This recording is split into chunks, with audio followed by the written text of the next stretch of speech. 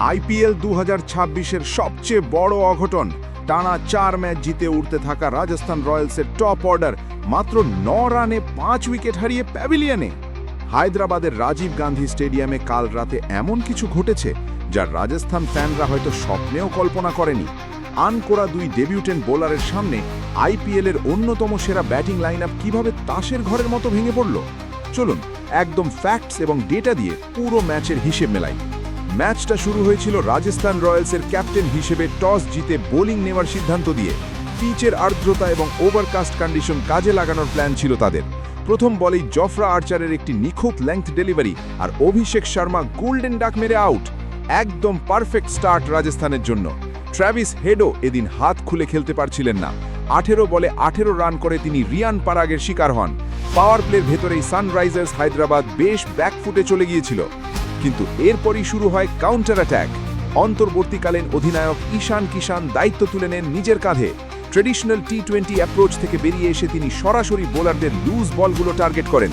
Strike rate 206.82, 44 বলে 91 রানের একটি মাস্টার ক্লাস ইনিংস, যেখানে ছিল 8টি 4 এবং 6টি বিশাল ছক্কা।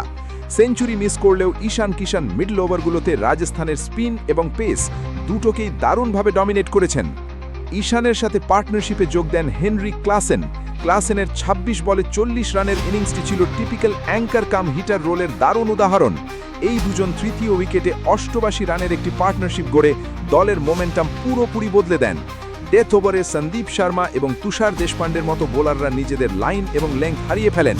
এই সুযোগ কাজে লাগিয়ে নীতিশ কুমার রেড্ডি মাত্র 13 বলে 28 এবং সলিল আরোরা 13 বলে অপরাজিত 24 রান করে হায়দ্রাবাদকে 20 ওভারে 216 রানের একটি বিশাল ফাইটিং টোটালে পৌঁছে দেন।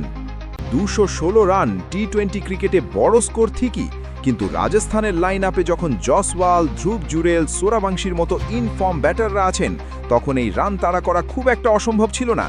কিন্তু রান তাড়া করতে নেমে রাজস্থান রয়্যালসের ইনিংসে ঘটল এমন একটি ঘটনা যা আইপিএলের ইতিহাসেও বিরল। বল হাতে রান আপ নিলেন একজন আনকোরা ডেবিউটেন্ট বোলার। তারপর কি হলো? বন্ধুরা, ক্রিকেটের এরকম ইনফরমেটিভ নিউজ পেতে ভিডিওতে একটি লাইক দিয়ে চ্যানেলটি সাবস্ক্রাইব করে রাখুন। এবার আসি আসল পয়েন্টে। বল হাতে এলেন প্রফুল হিনগে, নিজের প্রথম আইপিএল ওভার, আর সেই ওভারেই তিনি রাজস্থান শিবিরের মেরুদণ্ড ভেঙে দিলেন। প্রথম ওভারেই 3টি উইকেট।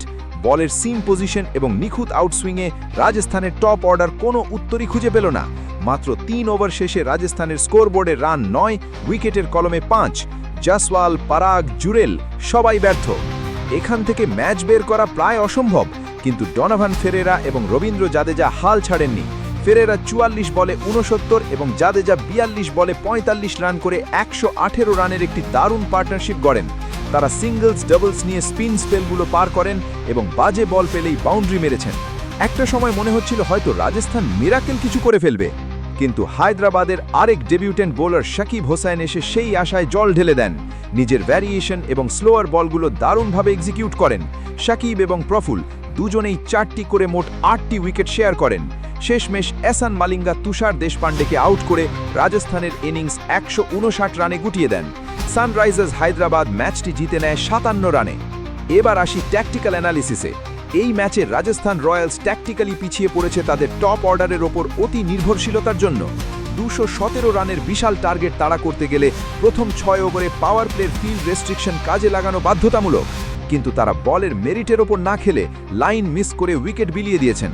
অন্যদিকে সানরাইজার্স হায়দ্রাবাদ জিতেছে তাদের বোলিং রোটেশন এবং সারপ্রাইজ এলিমেন্টের জন্য। প্যাট কামিন্সের মতো মূল বোলারের অভাব বুঝতে দেননি প্রফুল হিনগে এবং শাকিব হোসেন। ঈশান কিষান বোলারদের দারুণভাবে রোটেট করেছেন এবং রাজস্থানের পার্টনারশিপ বিল্ড হওয়ার আগেই অ্যাটাকিং ফিল্ড সেট করে উইকেট তুলে নিয়েছেন। এই জয়ের ফলে হায়দ্রাবাদ শুধু পয়েন্টই নয়, বরং টুর্নামেন্টে টিকে থাকার জন্য যে মোমেন্টাম দরকার ছিল সেটা তারা অর্জন করল। রাজস্থানের জন্য এই হার একটি রিয়ালিটি চেক। তাদের মিডল অর্ডারকে আরও বেশি রেসপন্সিবিলিটি নিতে হবে।